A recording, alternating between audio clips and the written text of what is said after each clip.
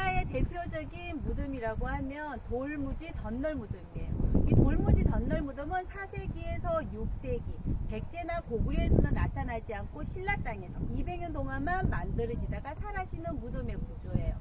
돌무지 덧널 무덤은 평지에 만들어졌어요. 우리 친구들 할아버지 할머니 산소 가려면 구릉으로 가야 되잖아요. 근데 요 무덤은 평지에 만들어졌다는 거. 평지에 만들어진 이 무덤은 굉장히 규모가 커요. 왜 이렇게 크냐면 이때 이 사람들은 어떤 생각을 갖게 되냐면 내가 살고 있는 삶이 다음 생에도 연계가 된다고 생각을 한 거예요. 지금 내가 왕족으로서 잘 살면 저 성에 가서도 잘 살아야 돼요? 못 살아야 돼요? 잘 살아야 돼요. 그래서 다음 생에도 잘 살고 그 다음 생에도 잘 살기 위해서는 그 무덤 속에 중요한 것들을 가득가득 넣게 되는 거예요.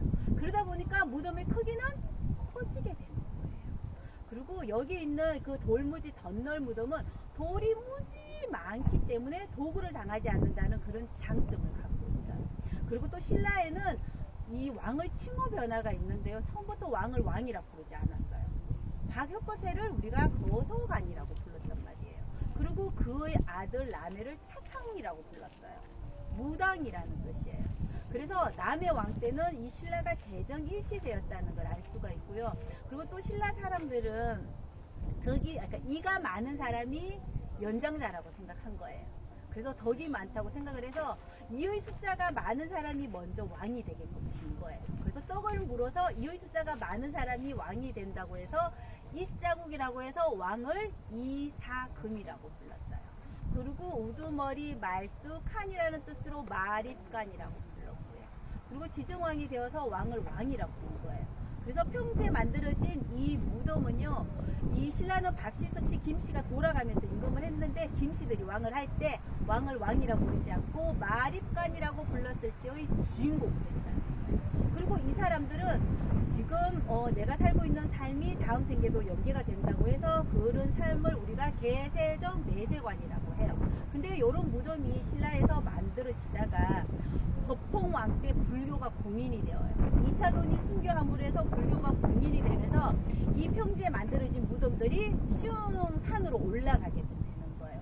이제 구릉으로 올라가면서 무덤이 그냥 봐서는 동그랗지만 이 돌무지 덧널 무덤하고 내부 구조는 달라요. 이제 돌방 무덤으로 바뀌게 되는 거예요.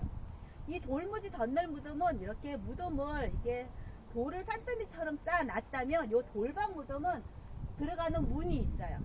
현재 보여지는 건 이렇지만 남쪽으로 문이 나 있는데 그 문을 찾아서 들어가면 돌로 만든 문이 나와요. 그러면 돌로 만든 문을 열고 들어가면 돌로 만든 복도가 나오게 되는 거예요. 그 돌로 만든 복도를 지나게 되면 돌로 만든 방이 나와요. 그 돌로 만든 방에는 돌로 만든 시신대가 있어요. 그 시신대에 시신이 안치가 되는 거죠. 이런 무덤들은 합장이 가능하다는 장점도 있게 되는 거예요. 자, 그리고 신라에는 이렇게 법홍왕 이후에 구릉의 무덤이 만들어지면서 돌방 무덤이 만들어지면서 통일 신라가 되면요, 우리가 당나라 묘제 문화, 지금의 중국을 이야기하는 거예요. 당나라 묘제 문화를 수입해서 와요. 뭘 수입해서 오냐면 열두띠, 12지를 수입해서 오는 거예요. 자, 그러면 이 12지가 하는 일이 뭐냐면요, 방향을 나타내는 신, 시간을 나타내는 신, 그리고 이 무덤을 수호하는 신이 된 거예요. 자, 그러면 이 열두띠가 정 남쪽에 있는 열두띠는 말이에요. 우리가 그래서 낮 12시를 뭐라고 불러요? 정오라고 불러요. 그러면 밤 12시는 우리가 자시라고 불러요. 자정. 그래서 쥐가 있게 되는 거예요. 그래서 남북을 가로지르는 선을 우리는 자오선이라고 이야기를 해요. 자, 근데 이 신라는 재미난 게 뭐냐면요, 중국 같은 경우에는 우리가 12지를 당나라에서 수입해서 왔지만 중국은 이 12지를 무덤 속에서만 표현을 해요. 근데 신라 사람들은 그것을 수입해서 와서 우리 것으로 만들어요. 어떻게 만들어요? 무덤 밖에 이렇게 표현을 하게 되는 거예요. 그리고 여기 김유신 장군은 이분이 신라의 장군인데도 불구하고 이렇게 입고 있는 12지가 옷이 평복이에요. 평복을 입고 있는데 이 김유신 장군 무덤을 발굴은 하지 않았지만 이곳을 정비를 하게 된 거예요. 정비를 했을 때는 납제 12지가 나왔는데 그 납제 12지에는 갑옷을 입고 있었어요. 갑옷을 입고 있고요. 또 여기에서 또 재미난 게 뭐냐면 이 시비지들이 몸은 사람의 몸이에요. 얼굴은 12띠의 얼굴을 하고 있거든요. 근데 이 시비지들이 고개 방향을 다 오른쪽 방향으로 하고 있다는 거예요. 그리고 신라의 다른 왕릉에 가보면 요 12명의 시비지가 반을 나누어서 한쪽은 오른쪽으로 고개 방향을 하고요. 또 한쪽은 왼쪽으로 고개 방향을 하는 무덤들도 있어요.